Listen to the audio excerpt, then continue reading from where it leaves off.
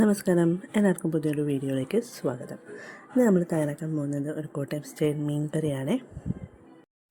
ആദ്യമായിട്ട് ചൂടായിട്ടുള്ള ചട്ടിയിലേക്ക് 2 table spoon എണ്ണയും 1 ടീസ്പൂണോളം കടുകും 1/4 ടീസ്പൂണോളം ഉലുവയും ചേർക്കുന്നുണ്ട്.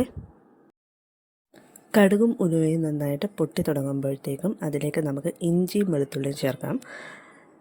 ഒരു മീഡിയം സൈസ് ഇഞ്ചി നീളത്തിൽ അരിഞ്ഞതും അതുപോലെ തന്നെ ഒരു 6-7 അല്ലി വെളുത്തുള്ളി നീളത്തിൽ അരിഞ്ഞതുമാണ് ഞാനിവിടെ ചേർക്കുന്നത്. ഇത് രണ്ടും വേണമെങ്കിൽ ചതച്ചും നമുക്ക് വേണമെങ്കിൽ ചേർക്കാം. ഇഞ്ചിയും വെളുത്തുള്ളിയും അത്യാവശ്യം മൂക്കുമ്പോഴത്തേക്കും നമുക്കതിലേക്ക് പൊടികൾ ഓരോന്നായിട്ട് ചേർക്കാമേ. ആദ്യമായിട്ട് കാശ്മീരി മുളക് പൊടിയാണ് ഉപയോഗിക്കുന്നത്.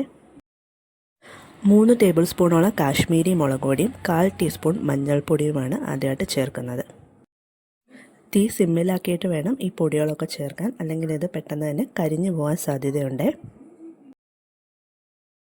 പൊടികൾ ഏകദേശം മൂത്ത് വരുമ്പോഴത്തേക്ക് നമുക്കിതിലേക്ക് പുളിവെള്ളം ചേർക്കണം. അതിനായിട്ട് ഞാൻ 2 പീസ് കുടംപുളി നേരത്തെ തന്നെ വെള്ളത്തിൽ കുതിർത്ത് വെച്ചിട്ടുണ്ടായിരുന്നേ.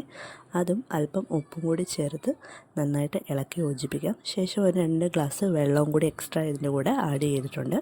ഇനി നമുക്ക് ഈ ഒരു കറി നന്നായിട്ട് തിളയ്ക്കാൻ വെക്കാം.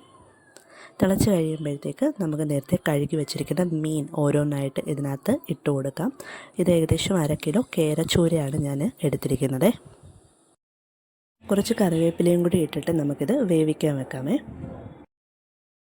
10-15 മിനിറ്റോളം നമുക്ക് ചെറിയ തീയിലിത് വേവിച്ചെടുക്കാം.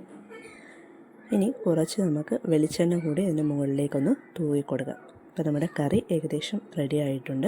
ഇത് തലേന്ന് വെച്ച് പിറ്റേ ദിവസം എടുക്കുമ്പോഴത്തേക്കും ഇതിൻ്റെ ഉപ്പും പുളിയൊക്കെ പിടിച്ച് കറക്റ്റ് സെറ്റായിട്ട് കിട്ടുമേ. അപ്പം വീഡിയോ ഇഷ്ടപ്പെട്ടാൽ ലൈക്ക് ചെയ്യാനും സബ്സ്ക്രൈബ് ചെയ്യാനും മറക്കരുത്. താങ്ക്